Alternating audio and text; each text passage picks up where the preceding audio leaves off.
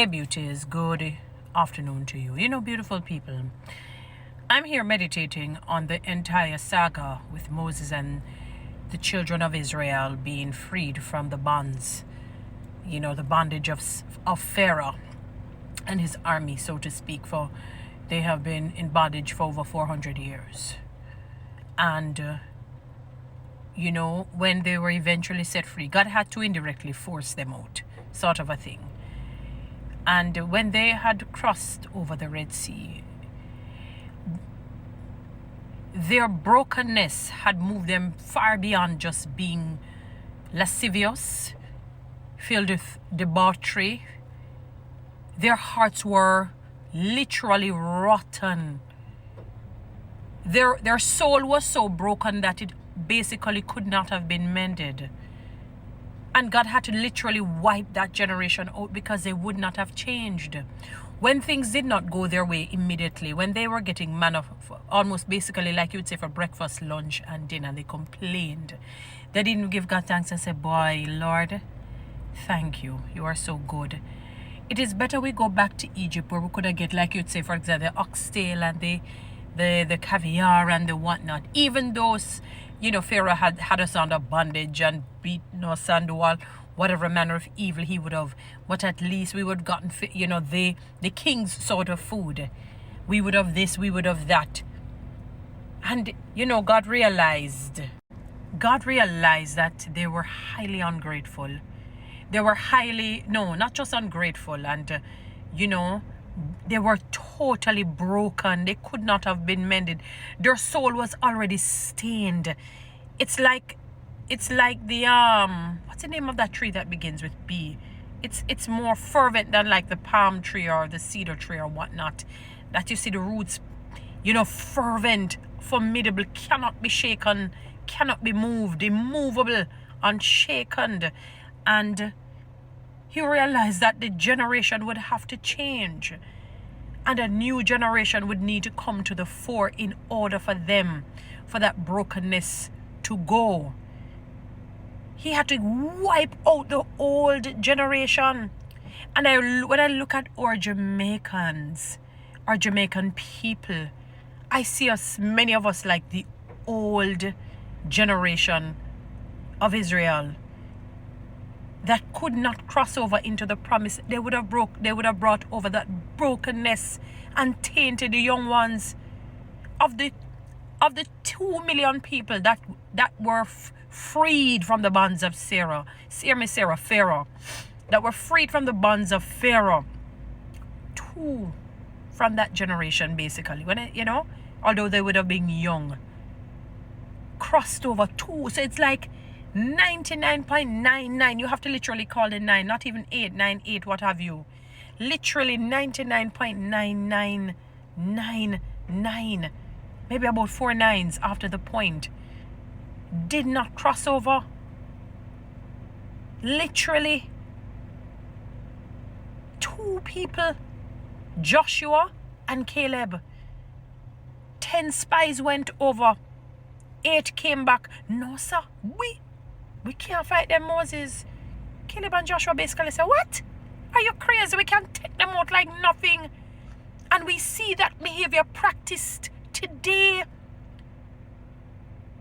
There's something wrong with us as a people in general. I'm not talking each person, not everyone. Even though we were all born in sin and shaped in iniquity.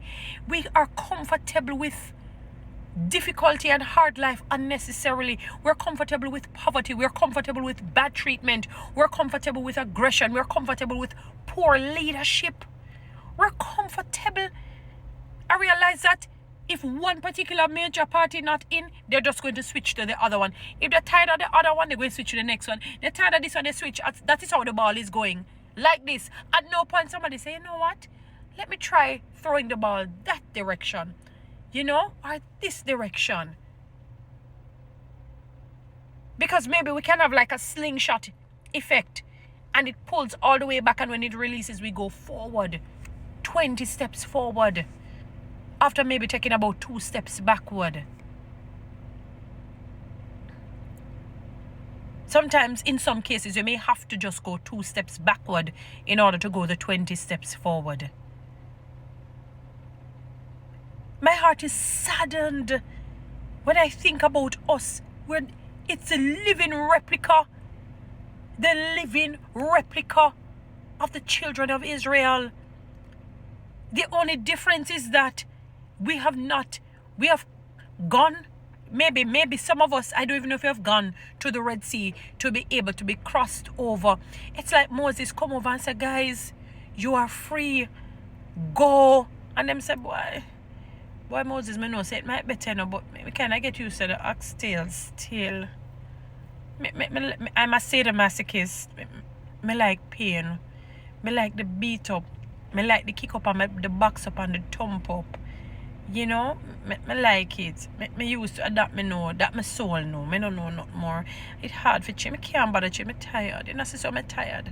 Yeah, man. Me get up tomorrow morning and take the sunburn and take the little pay. You know, but me nah move. Me nah go really move. Me go take the little pay. Cause me not sure if me move. If me go get better. Me might go move and a dry bread me I forgot eat. Not knowing that the dry bread will lead you into far better than the oxtail and the caviar and the shrimp and the lobster. Something nutritious, nutritional, something that will make you last and live on forever, so to speak. You will be given back your health, your vitality, your mental ability and agility, your emotional stability, your financial health and wealth. It is as though we are living, some of us, we don't want, it's like we're forced to in some sense, being under the bondage of Pharaoh. My God, nothing is really new under the sun. It's really not different. Because had it been different, Jamaica would not have been suffering for the last, I'm not even going to talk about before we were made independent. I'm talking about since independence. For the last 60 odd years. And all we're doing, we're throwing the baton left to right. Left to right. I'm not changing. Yes, I don't care. I know we're not really going to be benefited, but I am still comfortable. I get used to it. Me used to the bad treatment. Me no want to come out of it. It's like some women who says if the man doesn't beat them, he doesn't love them. And I'm beginning to think that is how many Jamaicans think. If we don't get bad treatment from either of the two major political parties, Jamaica, we won't survive. So we don't care if they won't help us. We don't care if they won't build the country, if they won't fix the healthcare system. We don't care if they won't pay the public sector workers amply and sufficiently. We don't care if, the hospitals are popped down, with the healthcare centers are popped down. We don't care if they pick them dunce like bat. We don't care if we don't have good homes. We do not care about that if potholes are on the road. Some of them are sharper than almost like when it says two-edged sword. Well, not above the Bible, definitely. We don't care if like an avalanche comes and sink Jamaica. We do not care. We're still either voting PNP or GLP. We're sticking with the two of them. We know business. Because that is what we know. We only know pain. We only know poverty. We only know strife. We only know malice. Not in the sense that you know malice to be where you don't speak to somebody for an extended period. Maliciousness, we're talking. My God, we're no different from the children of Israel. One of the major reasons why they did not cross over, their soul was tainted too deep. They were way too broken. It's not just ungrateful and evil-minded. They were way too broken. It's like it could not have been mended. It's like, when something's rusty till it corrodes, you just have to get rid of it because of the corrosion. Oh my God. And some of the ridiculous questions when people ask you, what do you propose as change? When people have over the many years proposed good changes and it has not been implemented. What? children of Israel, they're here today. Guys, follow me on TikTok, subscribe to my YouTube channel, share this message.